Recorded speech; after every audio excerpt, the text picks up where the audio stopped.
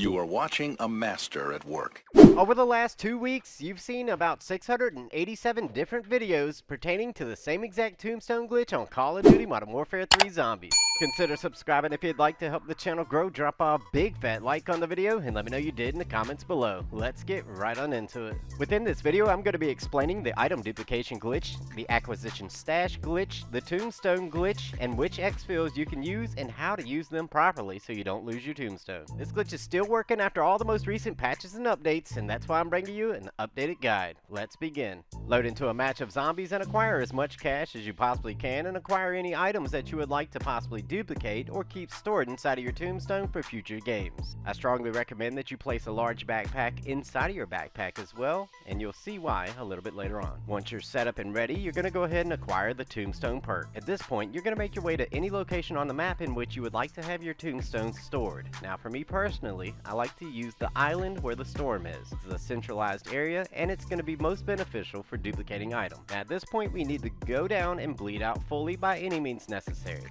You can use a thermite, a Molotov cocktail, or get down by a zombie. Now unfortunately, on the island, zombies don't spawn, so you will need the Molotov cocktail or the thermite grenade. With the tombstone perk active, all the items inside of your backpack and the amount of cash that you would like to have, you're going to go ahead and get downed, bleed out fully, open up the pause menu, and choose the option to leave game. Once you're back in the zombies main menu, if you go over to gear, you'll notice that you've lost everything, and this is exactly what we expect. From here, load into another match. Once you spawn into this match, you're going to see your tombstone icon on the map, and you can go over to that location. Once here, you're going to interact with your tombstone, and you want to pull every single item out of your tombstone so that it crumbles. If you were like me and you had the large backpack, go ahead and equip that first so you can pull out all the other items with ease. You want to make absolutely sure that you crumble your tombstone by pulling all the items. Even if you don't need all the items, just pull them out and drop them to the ground. Now at this point, we're going to use the baby portal to actually duplicate our items, and I'll show you exactly how to do so.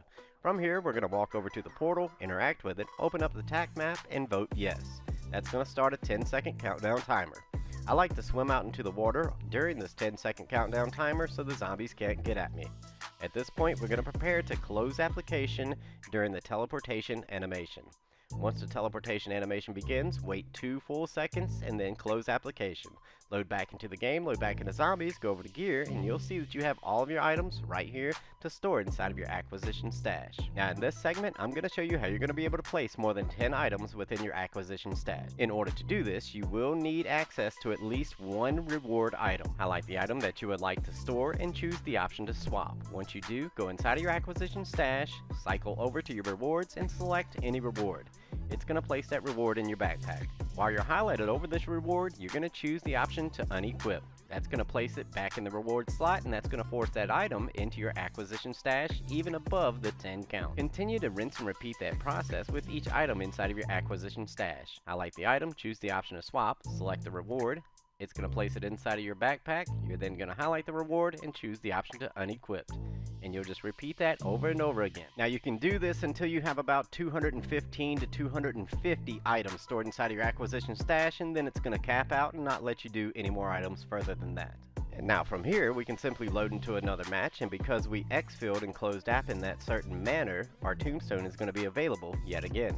Go to your tombstone, collect all the items until it crumbles, and then play about your match as normal. Now that I've explained that, I'm going to go ahead and let you know every single possible way and routine in which you can keep your tombstone active for every single match from this point forward. If at any point you're solo and you just happen to go down and you don't have any self-revives and this is the end of the match, go ahead and simply close application right there on the spot, or Alt F4 for those of you on PC.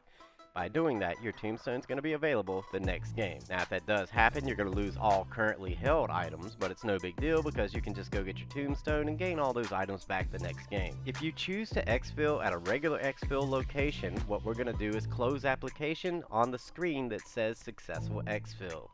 You'll wait until that point and then choose the option to close application, or Alt F4. Now for those of you that are using the mission extractions, this is going to be a little bit different. Once the helicopter lifts in the air, you're going to count 2 full seconds and then close application before the screen goes black. So about 2 seconds after the helicopter lifts off the ground, and you should be fine. Your tombstone will be maintained for the next game. Now there is one more scenario if you want to go into Dark Ether. I'm not going to explain it in this video. I'm going to leave a link to that video down in the description below because it's a little bit more elaborate. However, it's still just as simple, but you might want to watch that video if you do plan on going to Dark Ether and you want to maintain your tombstone for each and every game thereafter. I'll have that video linked on screen right now so you can select it, go on over there and watch that video, or you can check out the link for it down in the description below as well. As always, I appreciate you all for tuning in, and I appreciate all the continued support. Consider subscribing if you'd like to help the channel grow. Drop a big fat like on the video and let me know you did in the comments below. It's your boy J Stone, and I'm gone. Subscribe on Daddy's channel.